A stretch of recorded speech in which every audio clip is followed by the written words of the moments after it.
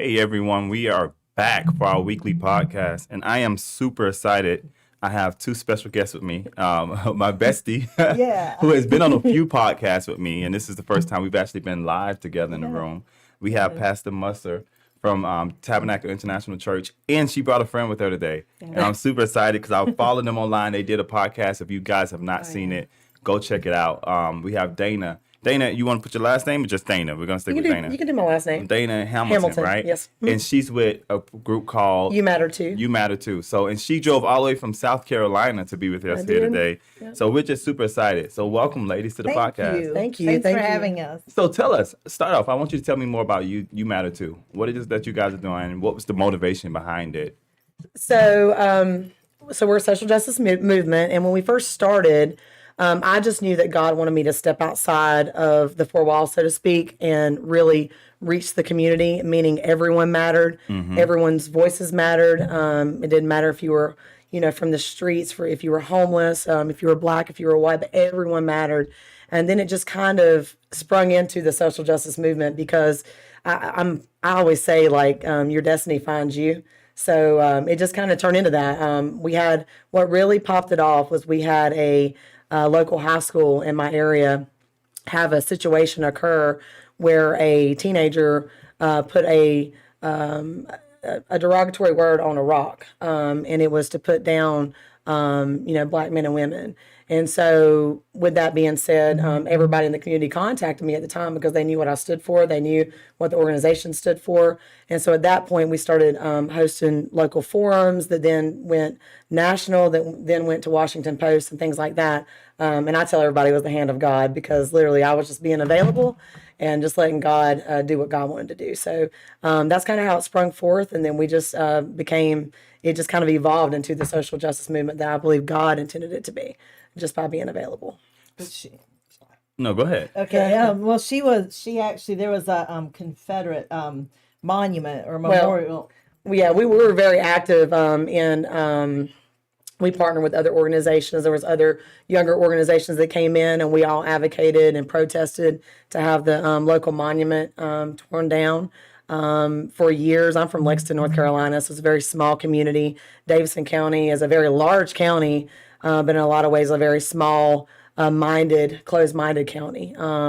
And so for years, others had went before us years ago trying to do the same thing, and it was just always closed door. But, our mayor in the city kind of challenged the county, and then all of us coming together and refusing to quit out there day in and day out, protesting and coming together unified. To bring it down is what we marched. We did the Unity March last year. You Matter Too partnered with a local organization, and we did the very first Unity March where we really had all walks of life out there to really just walk it out together and say, you know what, we're going to stand for what's right. So we did a lot of things, but going back to how it all started, it was just more or less me saying, God, I know you want more from me. I know you've called me to this. I knew God called me to ministry as well. But I kind of got my feet wet in the first bit of obedience. I had to be obedient, and I believe that you have to be obedient even in the small things in the beginning. And the small thing for me was just stepping out by faith, not having all the answers, and just putting it out there and declaring this will be the organization, and we'll let God lead it, and God always has. So. And that's the part that's really interesting. A lot of times I think that when we have these discussions, we had one recently, I think, about how ministry has not taken on the role they're supposed to take on, right? And I think we've had this discussion at your church when we did the thing that ministry has kind of failed to be on the forefront. And we were actually, I was having a meeting with somebody maybe like 2 weeks ago, and one of the pastors brought up to our attention, like, that there was a protest that was going on, and the Black Lives Matter movement was hosting the protest.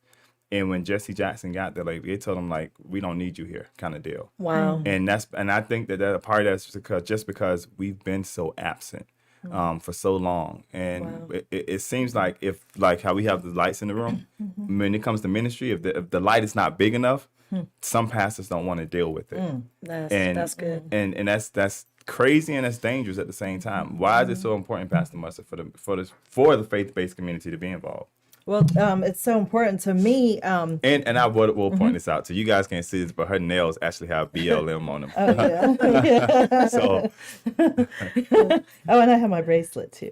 But the reason that's important is if you're, in my opinion, and I don't know really, I think it's more than my opinion. I think it's truth, but you can't follow Jesus Christ and not care about the suffering of other people and the dying of when a whole race is crying out and dying. And there's so much prejudice and hate toward a race. You can't just put the name of Jesus Christ, on yourself and not care at all, because Jesus was always the first one to jump in between the oppressor and the oppressed. And he was always the one that, went to the one that was like, I know it's cliche at this point, but he left the 99 and went for the one. So the whole Bible, I always say that Jesus was the biggest, or is and was the biggest social advocate in the world. And he always, the Bible's full of, God is a God of justice. Justice and love work together with mercy and truth. So to me, you can't really follow Jesus Christ and not, first of all, have compassion. To me, the most Christ-like, trait is compassion. So you care for other people. You just care. And then when certain race is targeted and killed and shot unarmed, all over and over and over and over, you can't be and then see the demand, Pastor Sean, as I see it too, is the body of Christ needs to lead. And like you said, the body of Christ, a lot of Christians get mad at Black Lives Matter and other organizations. You matter too, for coming in and standing up for change. But my question to the Christians that get mad at them, because they'll be the first ones to say, well, they're Marxists. Well, then what are you doing? Right. Then where has the church been? Like, the church was absent, and even up to when George Floyd was murdered, it was like, this is the time for everybody to stop. This is really the time. And we at our church, our church is very diverse, that, but a lot of our Black pastor friends were saying, and this was the first time we heard them say this. And so we really have been more active, like all the way in, than ever before, because we had so many Black pastors screaming out and crying out. And we personally were there all along. We were there, and the church was personally, just because of its diversity, but Black pastors were crying out, we need our white brothers and sisters. We need Caucasian pastors to stand with us. Like, the Black church has been standing since the days of Dr. King, but where has the rest of the church been in the body of Christ? So it's like, stand up now. And I don't understand how people can be leading the body of Christ, leading the body, literally, he's the head and we're the body of Jesus Christ, and not stand up in these days and do more than just, it's a great start, because some pastors aren't even acting like anything's happened. Like, some even won't even say anything. But we have to get beyond saying things to doing. And that's why I appreciate so much our partnership with both of you. And, specifically because you're in our area. And I appreciate so much everything that BlackPush does. And I appreciate, and of course, you're a man of God yourself, Pastor Sean. And the fact that what's unique but with all of us is that we are strong advocates for social justice, and we're also, all three of us are pastors, ordained pastors, and there is unfortunately there's not many pastors who will go there with social justice, and it's part of the gospel. It's the main part of Jesus Christ's life. So it's a blessing to partner with you, because you're leading the way in Atlanta and in Georgia in social justice. And so it's easier, we always say it's easier, somebody who's doing it, it's easier to just partner with them and with her. It's easier for us to partner with each other than to everybody just, reinvent the wheel or do your own thing. And because you have experiences with, pastor groups, and it's better if we just all come together, because we know one can put 1,000, two can put 10,000, but get us. And she's experienced the same thing, like other groups that are all trying to do the same thing, but instead of coming together, there's competition between them or something. So I do not take for granted the partnership with either of you, that we can just work together. And I am literally here to serve you and to serve you. And however we can do this to bring about true change and bring about true justice, and make, like you're drafting the Fair Justice Act, whole legislation to completely reform our whole justice system in the worst state in the country, probably in terms of those things, or one of them. And, just to be able to serve you and to serve her, what she's doing is big as well, and never been done that I know of. And, just to come together, and the whole thing is, to turn things around for the people of this country, and to turn things around for those who have been the most marginalized, the most afflicted, the most, just demonized, the most just treated violently and unequally. It's just to turn that ship around. We have to come together and use all the resources that we all have and put it together and get this ship finally going in a different direction. So, and I find it interesting because one of the things that I have been most blessed by, somebody asked me the other day, like, why do you do this? And I'm like, I really don't know. I know, but in the moment, I didn't have an answer for it. And they were like, you're fighting for kids and you don't have kids. I was like, well, I have a niece and nephew, and I have two godsons, right? And I told you the story about my godson who took the BB gun to school one day and recently. And the officer literally looked at him and told him, if you were 50 feet away from me and I couldn't tell what it was, I would have had every right to shoot you. And he's 8 years old, right? And I thought about that moment. And it's like, for everything that's going on in society, you would think that at some point we would find better ways to communicate. We would find better ways to kind of bring the heat down on some of these things. And there's no, to the offense, right? I don't believe every officer is bad. Absolutely not. I say that publicly. I know too many good officers. I would say that the system is 99% great officers, but that's still at 1%. And it's kind of like we look at when we use the stat of like how minorities or black people are 14% of society, but we cover 50% of prisons, right? When you zoom in on that fact, that 1% can make it really look bad for everybody. And you used to be a past police officer. Yeah. Well, that's good. And I'm glad you brought that up because we talk about it a lot about how, and I even kind of educate her sometimes because she sees it from one angle and I see it from both. Because I've been there. I know what life was like before. I know what it was like in the career, and I know what it's been like after the career. And now being a part of social justice, who would have ever thought, right? But I believe God orders our steps, and I believe that God allowed me to be in that for the 10 years that I was so that I could experience every level of it and see all the different things that happen in the career. And you're very right. There are a lot of good officers out there. I do want to say that there's a lot of good officers out there, officers that really mean well, that have the right heart, that really do want to do the right thing. And I was one of those officers. And so, even whenever I left 4 years ago. And I tell everybody, like I walked out, to pursue God. I had no idea what God wanted to do. I just knew that it was time for me to pursue what he always wanted me to do, and that was ministry. And I didn't know how that was going to look. I didn't know that later he would lead me into the social justice aspect, but it kind of just makes sense now. But I remember whenever I was in, not only did I hold myself accountable, because I served a community that was predominantly a Black community. And so I really held myself to a higher standard because when you do have officers that have did wrong and have did things that were unjust, right?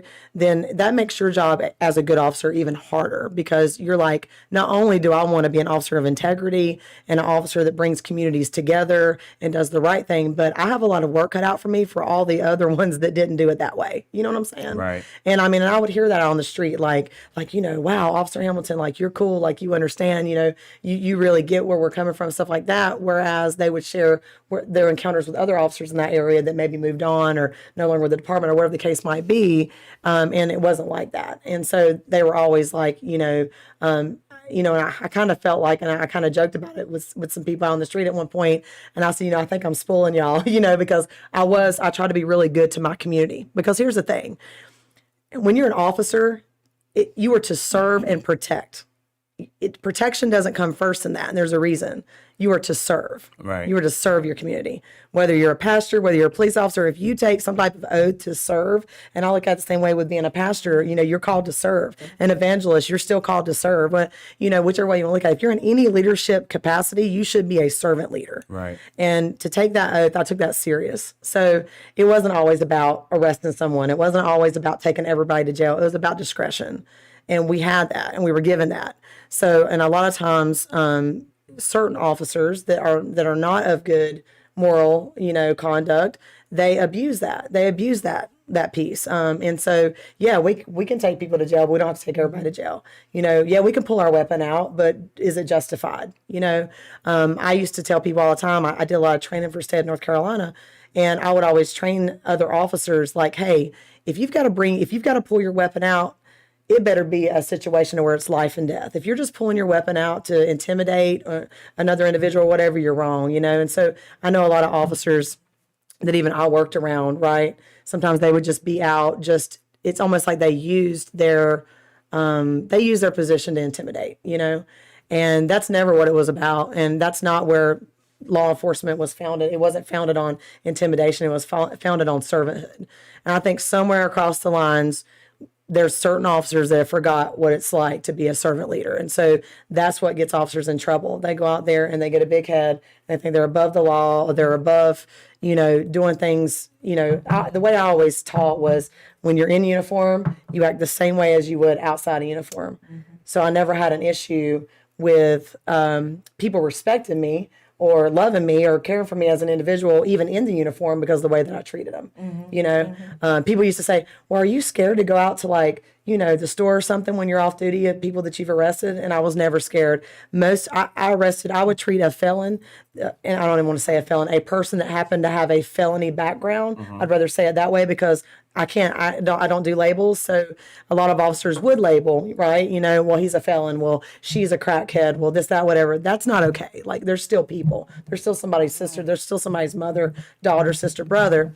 So anyway, with all that being said, they would ask, well, aren't you scared going out? And I'd be like, no, I'm really not, because I treat everybody with respect. Right. Does every officer do that? No. Do most officers do that? Yes. But even that 1%, even if we bump it up to 5%, 1% is bad enough. You bump it up to 5%, we have a real problem. And so I think the problem is it's been going on for years. I wasn't one of those people, and I stood up against that. If I ever saw an officer, I was in leadership when I left, and if I'd ever had an officer working for me that treated somebody crazy or unjustified, I dealt with that. I didn't have that on my squad. I didn't have that around me.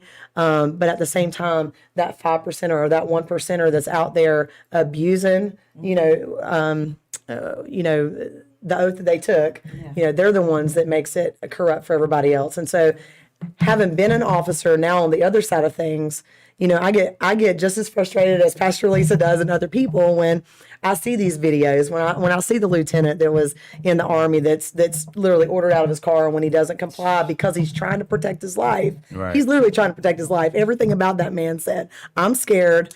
My hands are up, because the military teaches, keep your hands up, don't do this, do that. Sorry. They're also taught, right, not to pull your weapon unless you're going to use it this time, whatever. So he knew, he was like, if I move my hands, there's a chance that I may get shot. So, right.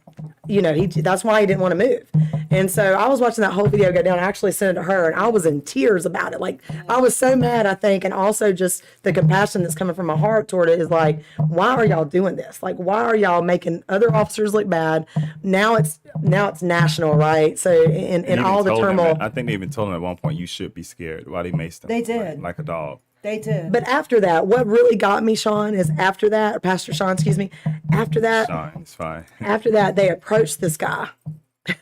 and that's what a lot of people didn't see in the beginning, but they went back and they showed the footage, but they approached this guy and try to basically talk him down and explain, because they know they're wrong. Right. They know they're dead wrong. And I had seen that in my career. It's not that I went my whole career and didn't see that. Now, if I saw it around me, I dealt with it, right? So. Right. But even when you look at the situation that happened in, I think it was New Orleans or Louisiana, where we just seen video of a guy, or it just came out that the guy, that the way they had wrote out the police report that he had ran into a tree, was all a lie. Yeah. And I think that a big part of it is that when people can't trust the system, something about the system is messed up. This is the part that I really feel like needs to be reformed with officers, and I hope that they do reform it. There's something that they've taught for years. See, a lot of things that the officers do, they're taught to do that. Right. Like, whether it's right or wrong, that's what you're taught to do. She's brought things up to me, and I'm like, no, actually, they are taught to do that. We were talking about shooting. Well, why do they shoot center body mass? They're taught to do. We were trained to do that. Like, and it's to stop it's to stop the threat. Is the word that is used. It's to stop the threat. But going back to what I was saying, there's two words that get officers in trouble, and it's articulation and justifying. So when they created that, it wasn't so you could articulate what you did wrong really well and then justify it somehow in the court of law and then get by with it. That's not why that was there. It was there to say, hey, think about before you do what you do, can you articulate it? Can you really articulate that in law? And can you articulate that in a courtroom? And can you justify it? Right. Can you really justify it? And that was the principle for why it was there, right? To make an officer think before he acted. And now what you see a lot of times, just like what you were talking about, where they kind of like try to switch up the story or whatever, that's what a lot of officers will find themselves in when they know they've done something wrong. Instead of just being like, you know what, verbatim, this is what I told the man, this is what I did, this is what happened. They try to use the articulate and justify piece to manipulate their story versus being honest about their story. So it's been manipulated by certain officers. I'm not saying all officers. There are some, though, that do that. And I think that gets officers in trouble, but they're trained, right, to think about it before they do it. It's not after the fact when you've already made a mistake that you go back and type up a really good report and try to sit there with your partner and try to figure out how we're going to make this look, right? That's not what it's there for. So though it had good purposes in the beginning, over time, I think officers have abused those two words. And I think it goes back to, I think the whole system needs to be reformed from the perspective that I think officers are meant to enforce the law, right? The secretary, the DA's office is meant to read between the lines and to look at if there's justification to actually pursue charges. But the DA's office has taken more of a role of feeling like their job is to be the attorney for the police department. And they have to remember that they're not there for the police department. They're there because on the top of the paper it says the state of Georgia against whomever. They represent the people of the state, not the police force. Right. And judges have to be unbiased from the perspective that they have to understand that their role is to look at the state's whatever argument and look at the defense and make sure that the law is justified, right?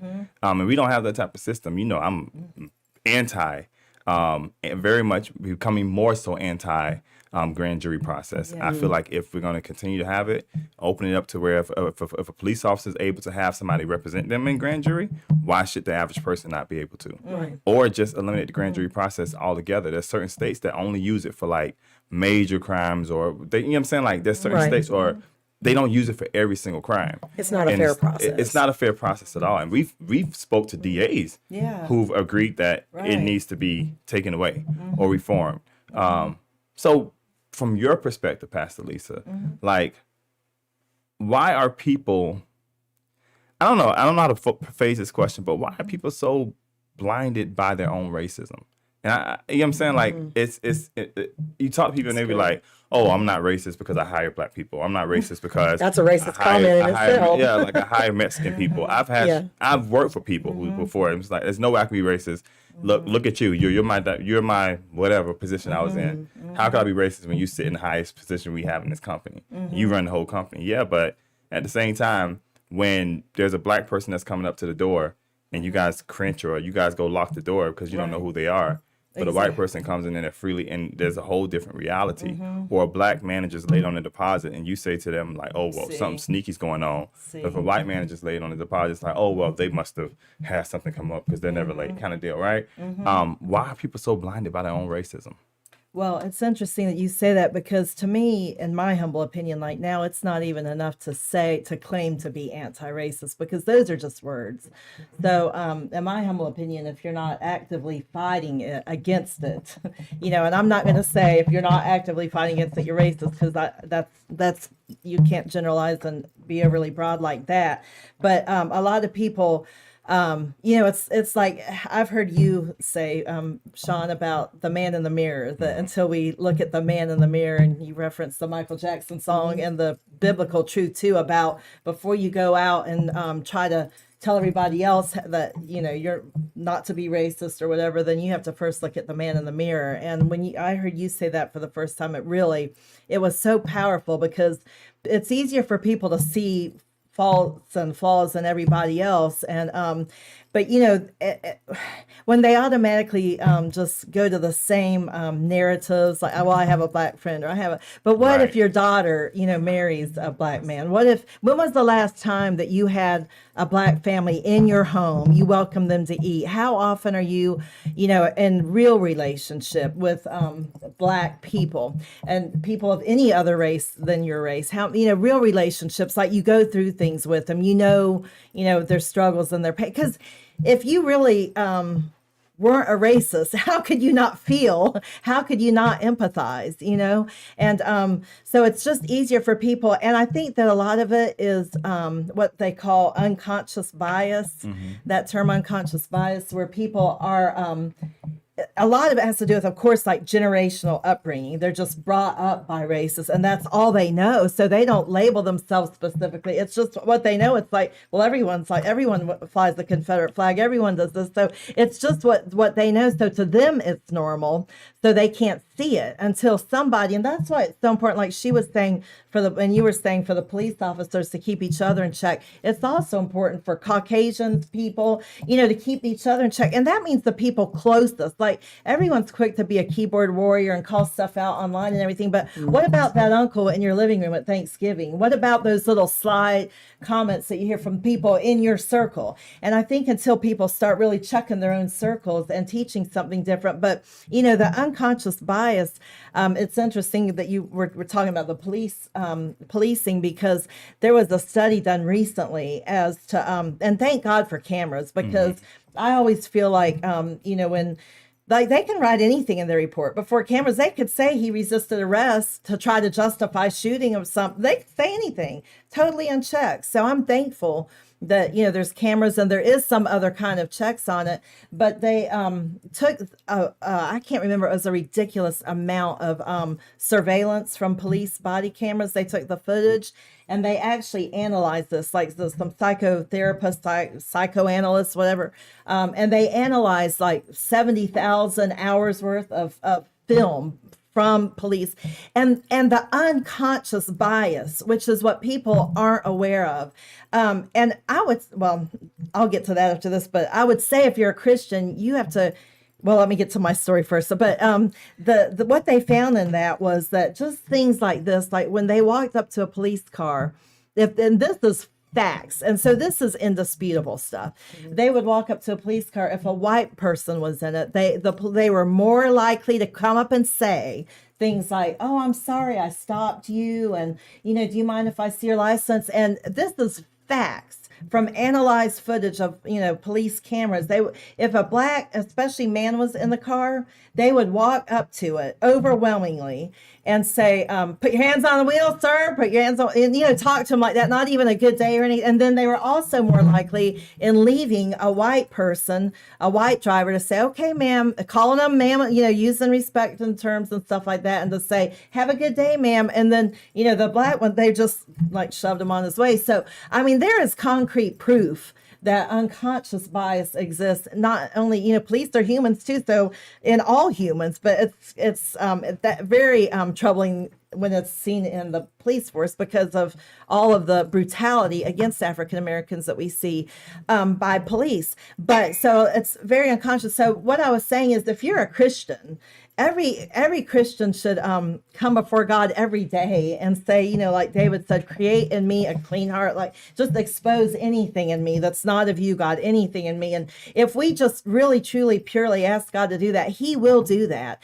And if we hold each other accountable, so it all starts, it's a matter of the heart at first. Right. And we have to check each other. We have to keep our circles in check. If we, it's great to, and I admire, and I'm part of your efforts to change laws and her efforts to take down hate and defeat hate and fight hate. And, that's all great laws and things to change. But at the end of the day, the heart of people has to change. And that's, like you said, we have to be willing to see the man in the mirror and see the ugly parts and be willing to deal with the ugly parts in us first. So it's interesting because, like I was telling you guys earlier, we did an event the Department of Labor. We're going to show that video. This is like clips. You guys won't be able to hear it because you don't have the headphones on.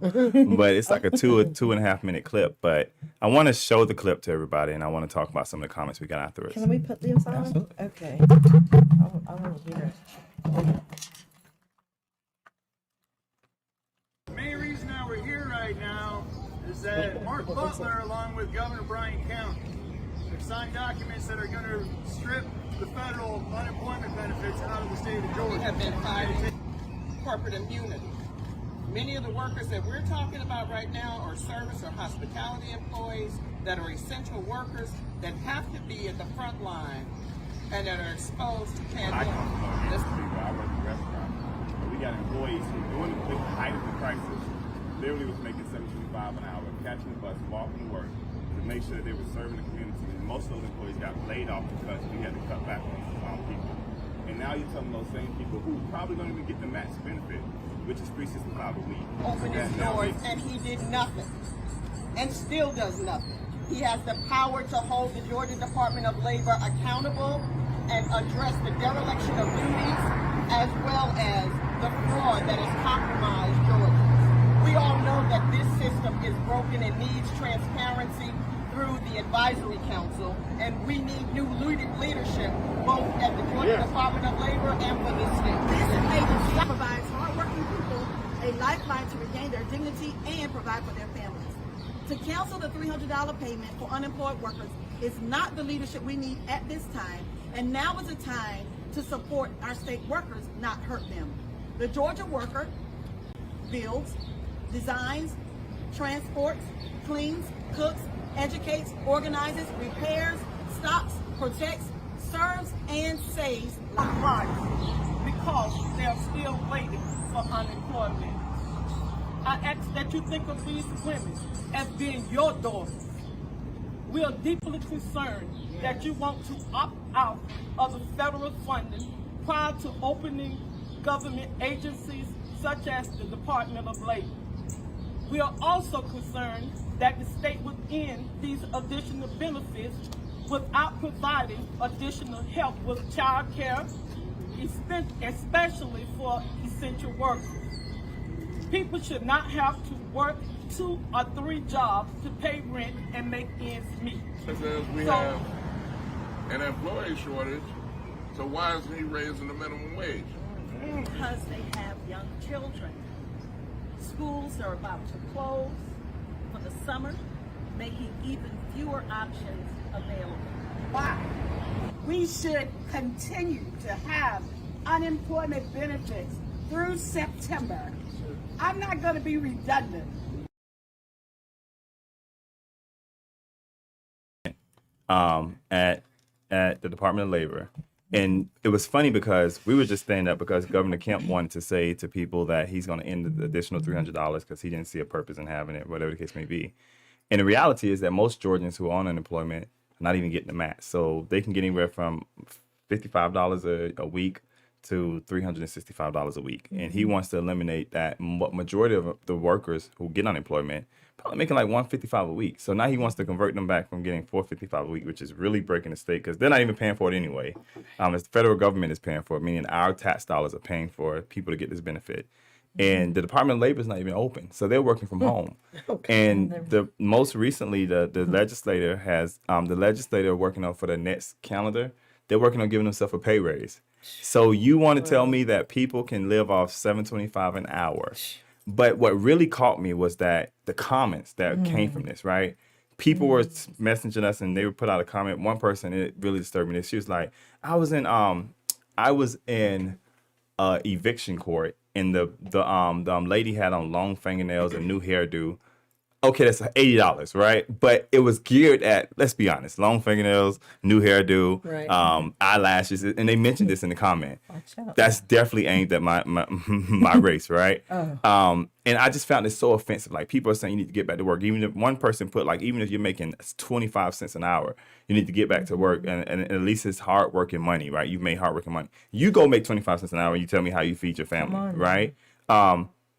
Again, it goes back to the whole thing about racism and people being blinded by their own racism, right? How can we as a society, definitely been like from a Christian standpoint, the Bible says, love thy neighbor as thyself. Right. I don't want none of my neighbors making $7.25 an hour. I don't want none of my neighbors not being able to take care of their family, or not being able to support their family, or not being able to help their family. I don't want Yeah. my neighbors to live that way. So Well, I think, you just brought that up and I got all excited, but because I say that all the time, is love your neighbor as yourself.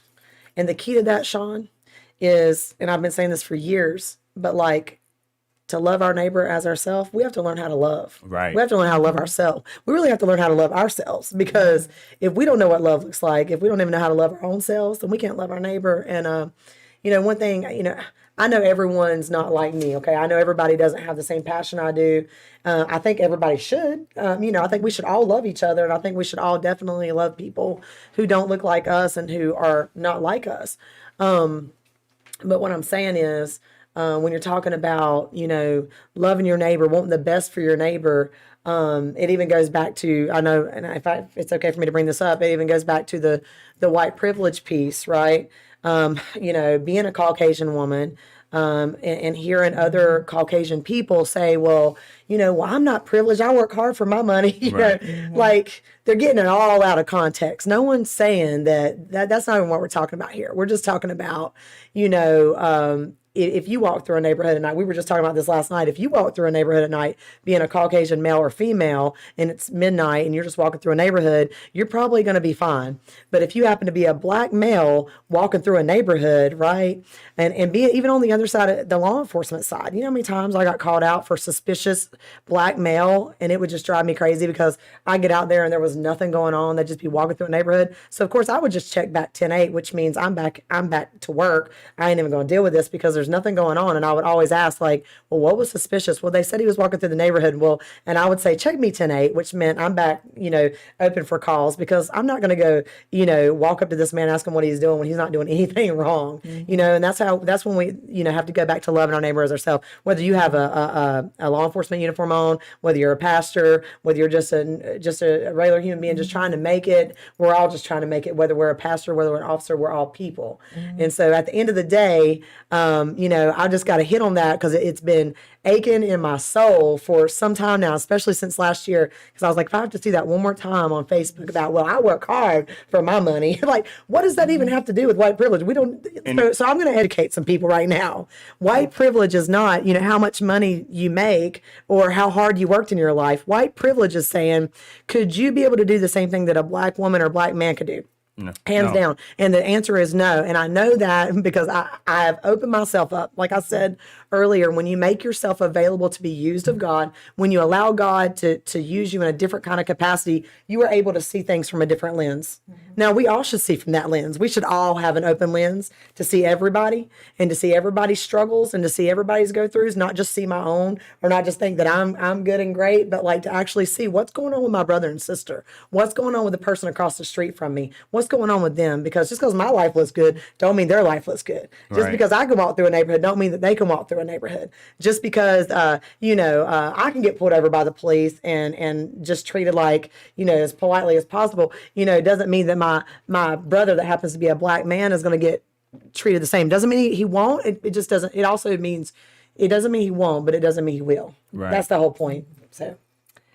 Okay. Well, about what you were saying about specifically about the body of Christ and these wages, if I can first throw in that in Georgia, women are the ones that are the most affected. And so, like you said, African American women, and these are women who have spent all of 2020, taking care of everybody, holding everything down, burying so many family members to COVID, because there's another example, the healthcare system of racial inequity. And a lot of them are single moms. They're holding down their children, they're holding down their parents, and they're holding down and they are the ones that most affected by this, what you're talking about. But I wanted to share specifically, especially since you said Christians, what the Bible says about unfair wages.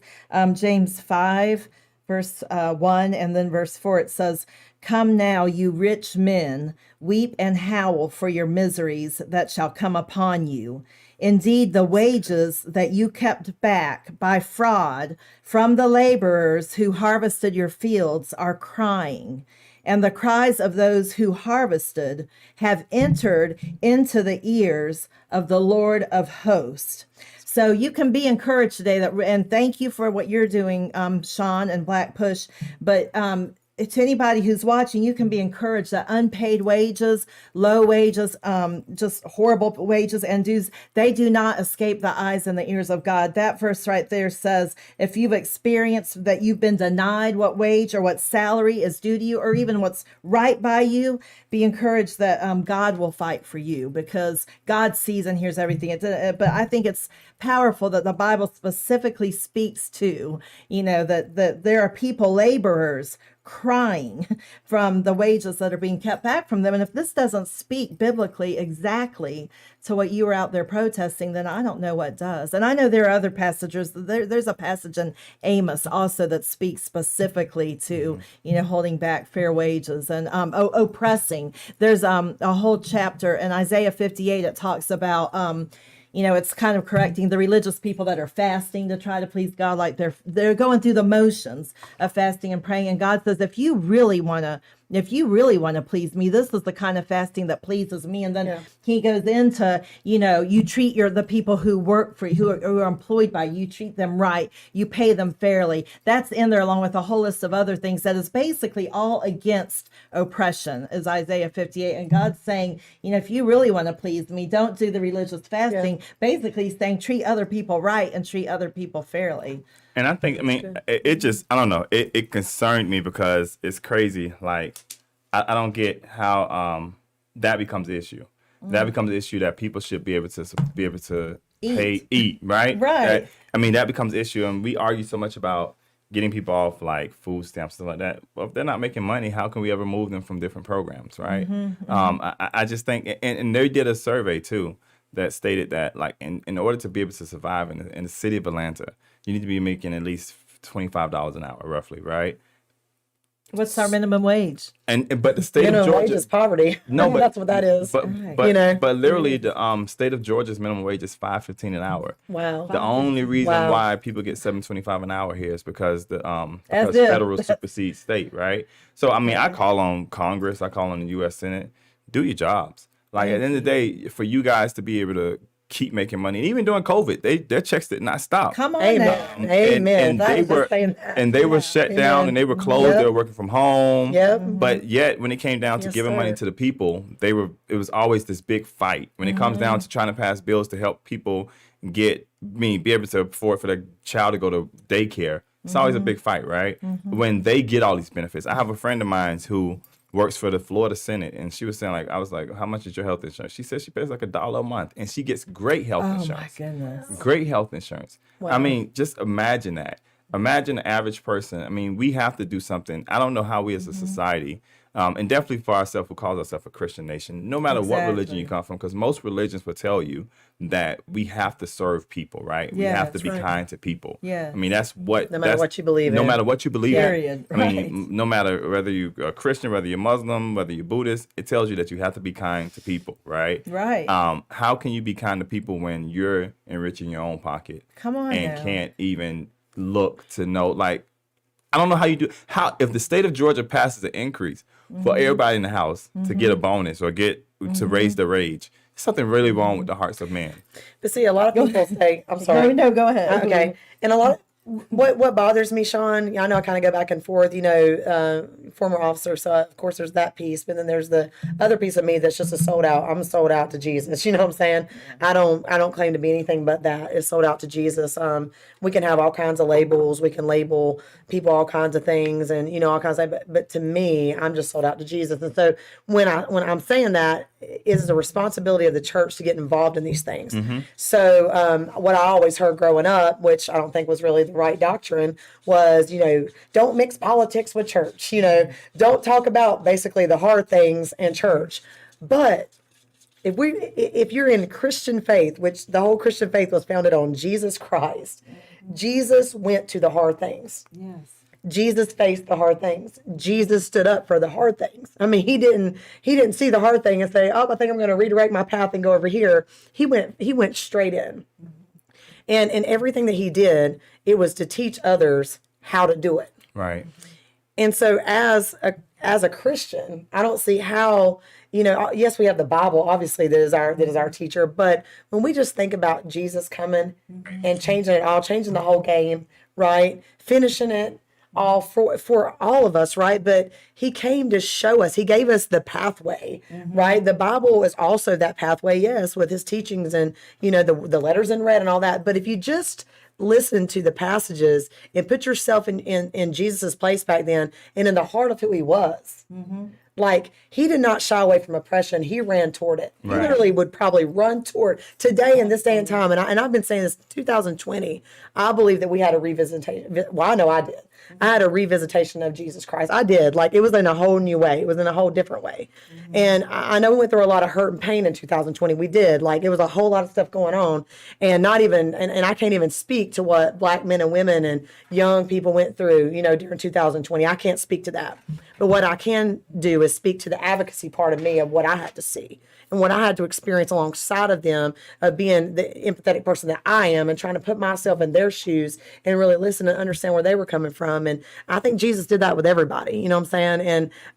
And so I wanted to hit on that piece for just a second, because we're talking about loving our neighbor, we're talking about wages, we're talking about all this stuff. But then a lot of times, I'm not saying every church and I'm not saying all churches, there is definitely a place for the church and church buildings everywhere and all that stuff. And we are the church, right? First and foremost. But what I'm saying is, it's been ongoing for years. And I think last year really made some churches either step up or sit down because it was to a point to where it was like, you can't use that as an excuse to ignore the things that are going on in your community, in your world, in the Christian arena. Like, you can't just ignore it. So it's not about, they get that all mixed up about mixing politics with faith. Like, well, you can't preach that from the pulpit and this, that, whatever. They get it wrong. It's not about taking sides. It's not about Democrat or Republican. It's not about division. It is about the political issues. So the whole reason why we have politicians is to hopefully fix the issues that are going on in our communities and our world, all that. And I believe God even talked about it numerous times in the Bible of people that were appointed to certain positions, right, to do certain things. I mean, we have Moses, we have this, I go through the whole line, and God appointed them. And so going back to what you were saying, they're in government making all this money, right? They didn't skip a paycheck the whole 2020, but everybody else was struggling. And to me, that's going back to almost like the days of Pharaoh. Like, they're just living La Vida Loca. Everything's good, while other people are struggling. And then they also have the right to either like you were talking about unemployment, stop it or start it or whatever. But at the same time, they're not in everybody's household. Right. And the thing that, and I have to be reminded by this is that, we also have to understand too, and it's aggravating for us, but if we trust God, we know that sometimes God puts people in place to kind of humble us and remind us of the things that are important, right? There's a reason why we have a Governor Kemp in office right now, because he continues to remind me every day that there's problems with the system, right? And once again, I'm unbiased. I mean, I'm not saying I support or don't support him. But there's people like that, right? There's people who are there to remind us. And we know that he gave the children of Israel Nebuchadnezzar. And he gave them him, right? But at the same time, it's a humbling experience for the children of Israel, but it was also a humbling experience for Nebuchadnezzar. He gave them Pharaoh, right? And there's a Bible verse that said God that the hand of the king is in God's hand, and he'll turn it whichsoever way he wants it. But I think that a lot of times when God does allow these kind of things to happen, it's to wake us up and to call our attention to it, right? And to say that, at this point, and that's not my quote. You gave me credit for a quote I did not come up with. But there's a quote that I got when I was doing this thing with my mom, and the lady basically said on there, she said that if you see a problem, then it's your obligation to be the solution to the problem, or come up with the solution to the problem, right? So as we see these problems, there's a reason why we all connected, because we see the problems and we have an obligation to come up with solutions to be a part of it. So I think Pastor Musser, because she's been everything that's going on in her county, I've attached her to it, and she's been right there. Even yesterday, I didn't make the meeting yesterday, and her and Ari from my team went down and met with DA Patsy and Daryl from Gwinnett County DA's office, right? And the thing that's humbling for me is that I'm a person who I have a record, right? So I know what it's like to be an ex-offender. But at the same time, God has put me in a place to where like it has not made a difference in my life, right? When I got out, it didn't stop me from being a manager where I wanted to be. And I mean, he opened every door he opened for me. Favor, right? But at the end of the day, he literally put me in a place to where now I have a voice in these halls of power. Yes. And my thing is that I want to be humbled by that, right? I don't want to take it as a place to be like, oh, okay, well, no, it's not about that. It's about still holding them accountable.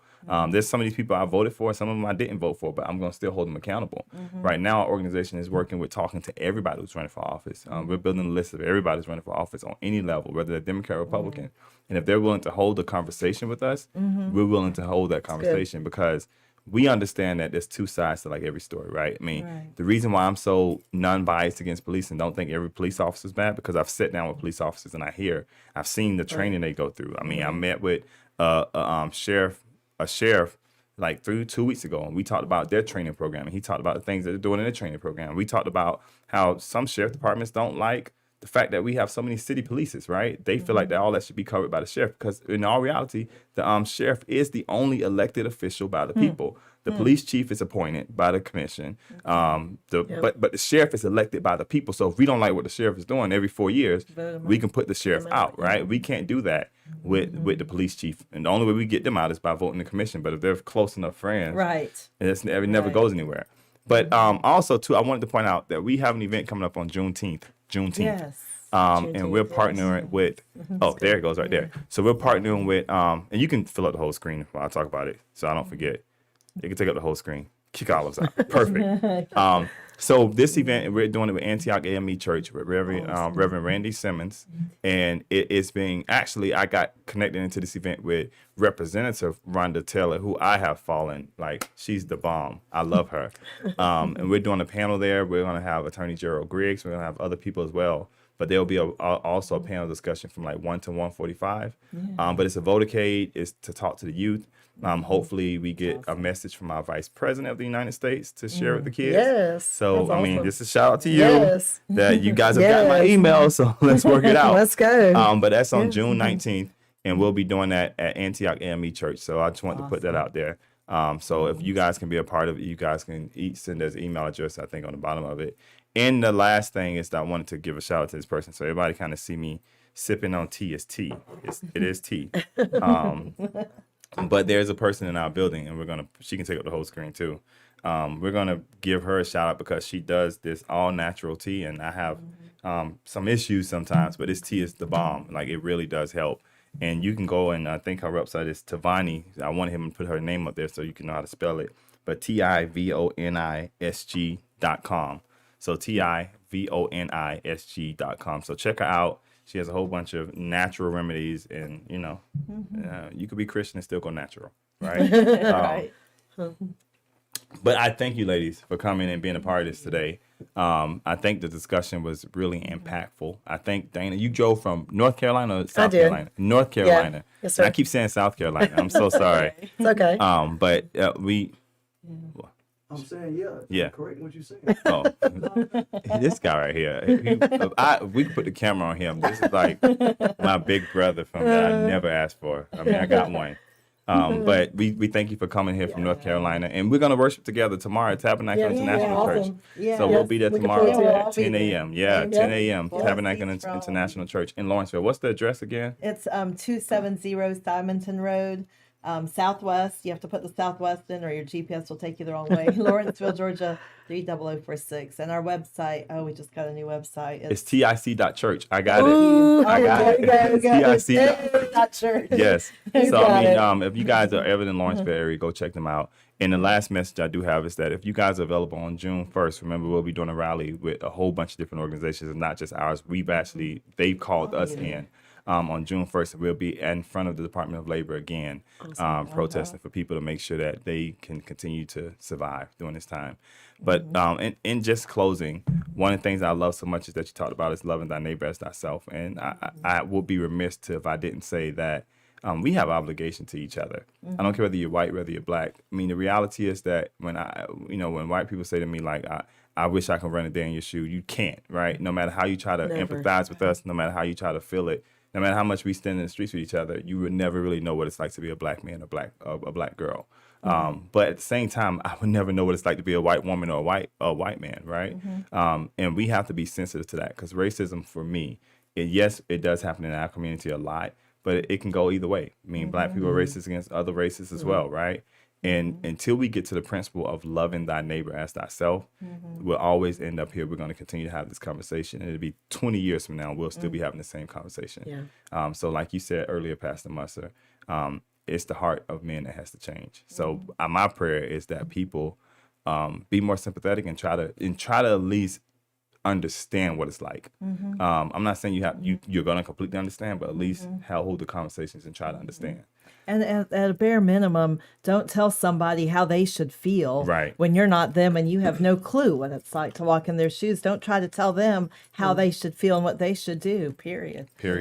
Anything you want to close up by saying? I just want to say thank you so much for inviting me to come. And, I believe that we have a lot of work to do. And I say we because I believe in unity.